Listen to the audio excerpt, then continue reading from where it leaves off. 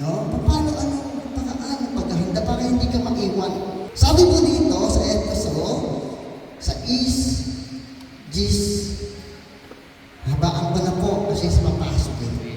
Sa wakas, magpakatibay kayo sa pamamagitan ng inyong pakikipag-isa sa Panginoon. Tayo po ba dito nakipag-isa sa ating Panginoon? Amen. At sa tulong ng dakilang kapangyarihan niya, isuot ninyo ang baluting kaloob ng Diyos. Alam niyo po ba yung baluti? Ha? Armor, yung shield, yung kalasag. No? Bakit natin kailangan suot upang mapaglabanan natin ninyo ang mga lalang ng dyablo? Yung palang mga nilalang ng dyablo. Sapagkat ang kalaban natin, naniniwala kayo na may kalaban tayo? Naniniwala tayo. Alam na alam ito ng mga ating mga exorcism dito. Yan, sila Ate Agnes, sila Aris. Mga nakikinig siya. Kaya Father siya pala yung ng di ba? Pinag-uusapan kong ganito. Father JP. Hindi pa ako nakakatin dun. Hindi lang ako niyumpin. Sa deliverance. Sapagkat ang kalaban ay hindi mga tao, kundi mga lalaman. Sapagkat ang kalaban natin hindi mga tao, kundi mga pinuno, mga makapangyarihan, at mga tagapagmahala ng kadilimang namamayani sa sanglibutan ito. Mga pinuno. Meron tayong mga kalaban. Ang mga hukbong espiritual ng kasamaan sa ipapawid. Kaya isundin nyo ang balutin mula sa Diyos, sa gayon makatagal kayo sa pakikipaglaban pagdating ng masamang araw na iyon. At pagkatapos ng iyong may paglaban, ay matatag pa rin kayong lakit. No? Alam nyo, Sister Rosita, mabuting matindi. Kasi yung nangyari sa inyo, may diablong humahadlang sa pagkatingin. Si Luis, kanina pang umaga, masama ng pakiramdam. Kasi may diablong humahadlang sa kanya. Kung may mga bagay na pumipigil sa inyo para sa mga gatitong pagtitipon, may mga nagiging dahilan yun. Hinahayaang mangyari yun. May mga diablong pumipigil sa inyo. Ngayon magugulat ka na lang, biglang may ibang kailangan ng gawin. Diba? Ayun, yung mga diablo. Alam nila yun, pinag-aralan sa Beelzebul. Diba? Yung mga sila Lucifer. Mamod, yan. Kaya't maging handa kayo. Yun, hinahanda. Sabi kanina, paano tayo maging handa? Tayo po, naniniwala na mga kawal ni Jesus na nandito kayo. Tayo mga mananampalataya. Kaya't maging handa kayo. Gawin ninyong bigkis ang katotohanan. Itakip sa dibdib ang baluti ng pagkamatingin. Bigkis yung katotohanan, yung totoo, dapat nakabigkis sa atin. Tapos yung nasa dibdib natin, yung pagiging matuwid, dapat tuwid tayo, matapat tayo. At isuot sa panyapak ang pagiging handa sa pangangaral ng mabuting balita ang pagkakasundo. Sa panyapak, yung paa natin handang pumunta. Katulad ng ginagawa natin sa House to House. No, isinusunod natin yung panyapak. Tuwing po tayo nag-misyon, tandaan nyo, Sister, kaya Sister Rosita, tuwing pupunta po tayo sa mga gawain sa House to House, para po tayo nag-misyon. Lalakad tayo mula sa ating tahanan, isusuot natin yung sandalyas ng pangangaral. No? Inihahatid tayo doon sa mga bahay na aakyatan natin. Paglangin niyo lagi ang kalasag ng pananalig.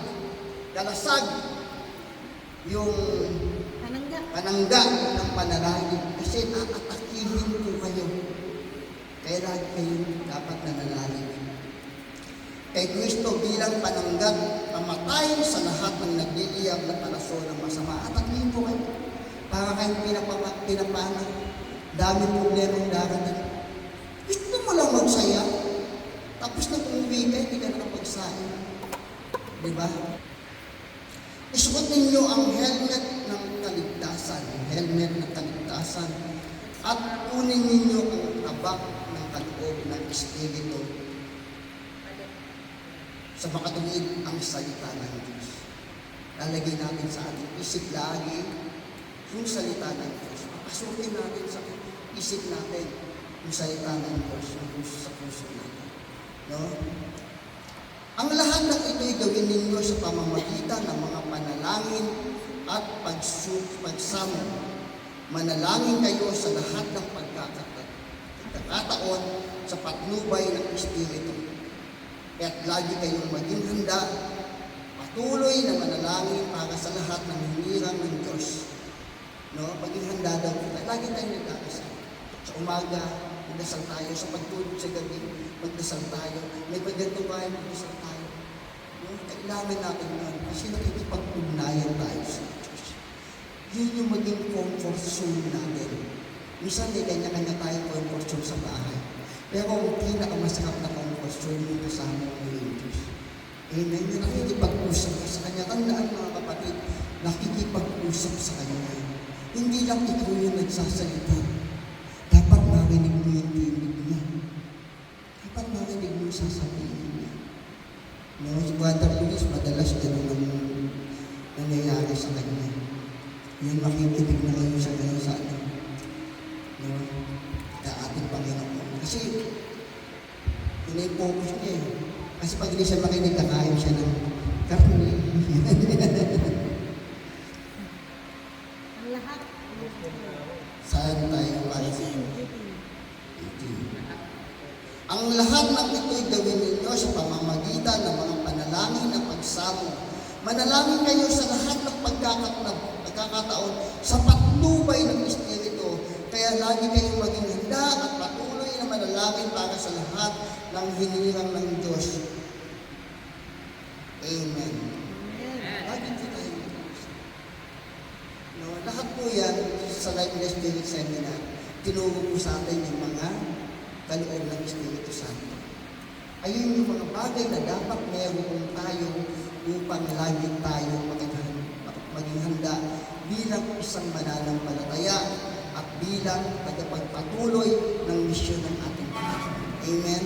Amen. Amen. So mga kapatid, madalas ko po itong sinasabi. Tuwing dumarating yung gospel na ito.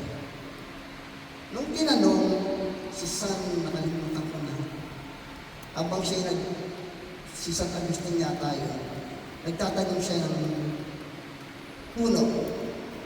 Nagtatanong siya. Tapos may taong nagtanong sa kanya, ano po yung gagawin mo kapag dumating si Kristo ngayon? Ay sabi ni Sir Agustin. Sabi naman ni Brother Torres naman si Brother Rene, habang may prayer meeting din daw tayo, sabi ni Brother Rene, may pumasok yan. Tapos nagsalita sa harapan ng sinabi, I am Jesus Christ. Ano gagawin mo? So kung dumating na yung araw na yun, ano ang gagawin mo? Magpapaiwan ka. Yung sabi ni San Agustin, ipagpapatuloy ko yung pagtatanim. Huwag tayong mabahala pagdating ng araw na iyon. Kung ikaw naghahanda para sa kakainin ng mag-asawa ng inyong mga anak, pagpatuloy mo. Kung ikaw pupunta ng prayer meeting, ituloy mo. Kung ikaw magsisimba, gawin mo. Pagpatuloy ang buhay natin sapagkat ang Kristiyano, ang tunay na sumusunod kay Kristo, laging handa yan sa lahat ng oras. Palakpakan po natin.